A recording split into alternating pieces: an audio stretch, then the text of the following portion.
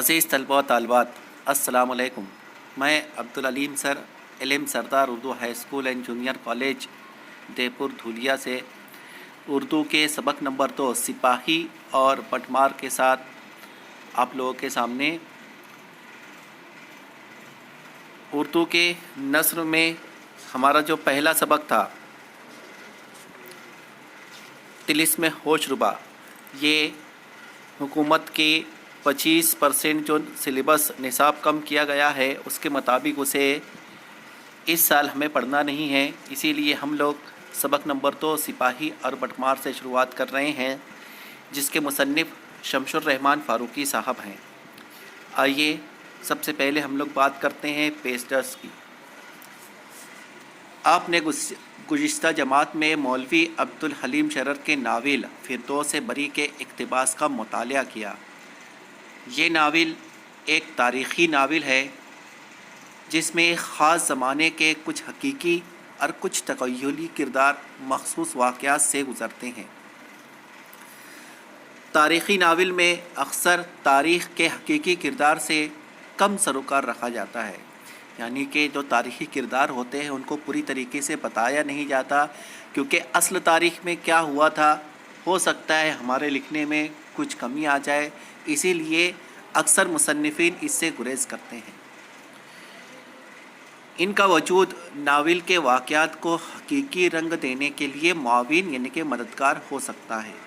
فردوس بری میں واقعے کا تاریخی پس منظر حقیقی ہے، لیکن اس کے کرداروں پر بیتنے والے واقعات تخیلی ہے، یعنی کہ خیال کیے گئے ہیں، بنائے گئے ہیں۔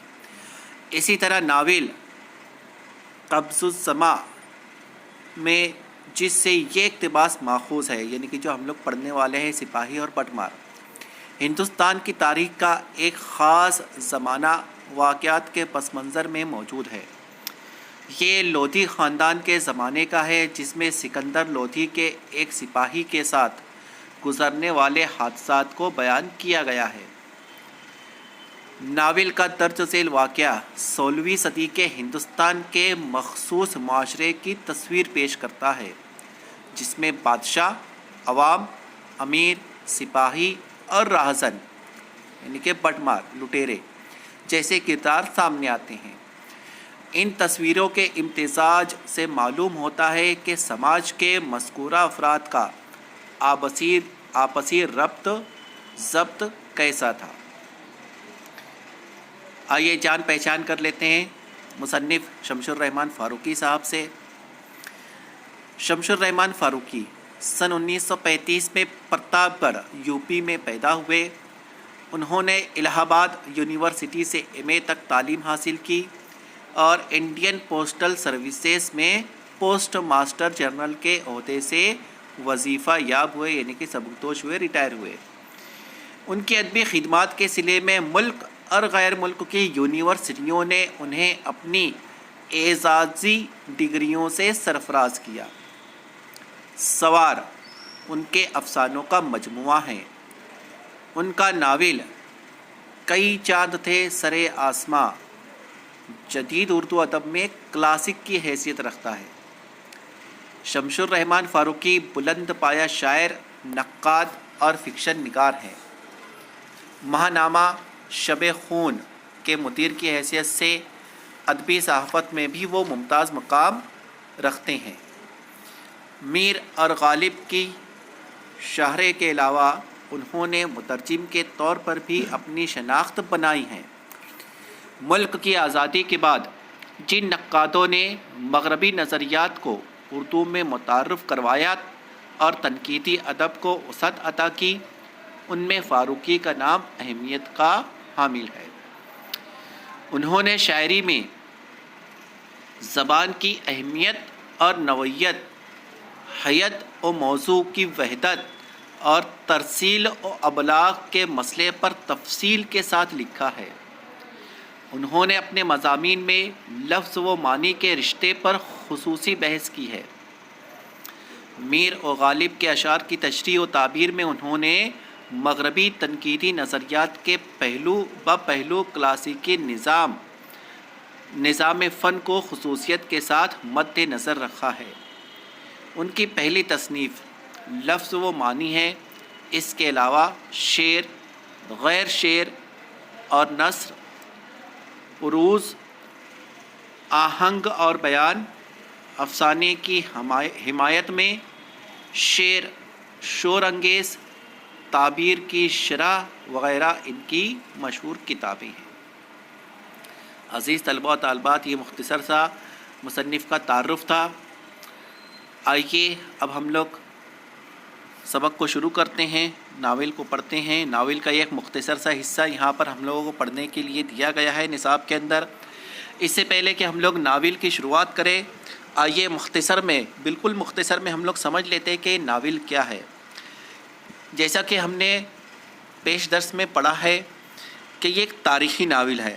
اس میں سکندر لودھی کے عہد جو 1489 سے 1517 تک کا تھا، اس عہد کا ایک مختصر سا واقعہ، اس کی فوج کا ایک معمولی سا سپاہی تھا، اس کا واقعہ اس میں بیان کیا گیا ہے کہ وہ سپاہی اپنی بیٹی کی شادی کے لیے 350 تنکے یہ اس وقت کی کرنسی تھی، روپیہ پیسہ تھا جو اس وقت چلن میں تھا، 350 تنکے جمع کرتا ہے اور اپنی بیٹی کی شادی کے لیے اپنی گاؤں کی طرف جا رہا ہوتا ہے۔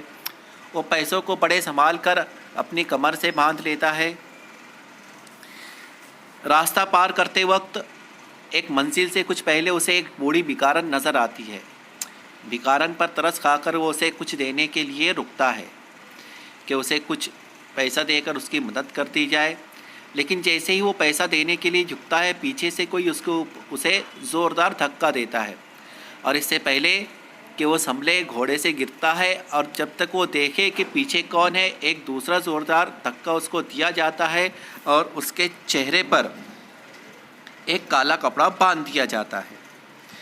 کپڑا اتنا موٹا اور پسینے کی بدبو سے بھرا ہوا تھا کہ سپاہی کو ابکائی آنے لگی تھی، اس کی سانس رکنے لگی تھی۔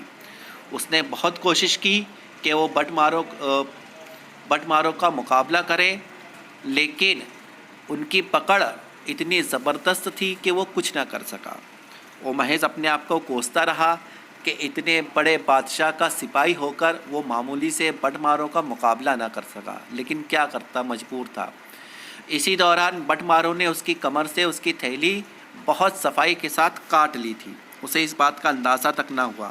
اسے ایسا لگ رہا تھا کہ یہ بٹ مار اسے وہیں پر مار دیں گے، لیکن بٹ ماروں کا ارادہ کچھ اور تھا۔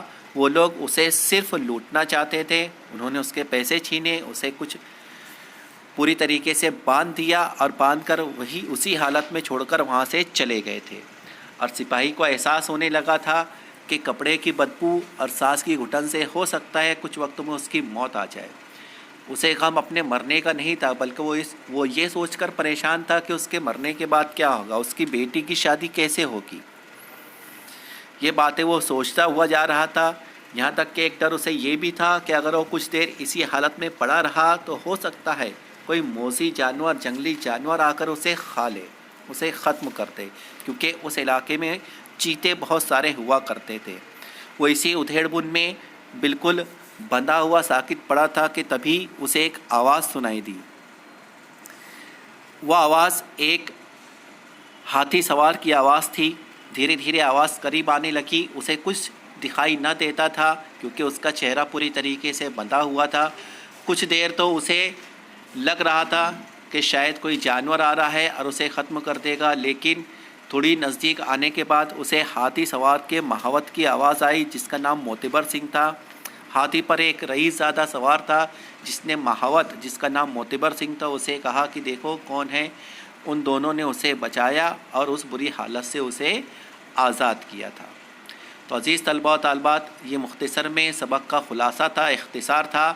انشاءاللہ اگلے ویڈیو میں ہم لوگ سبق پوری طریقے سے پڑھ کر سمجھنے کی کوشش کریں گے۔ شکریہ، خدا حافظ۔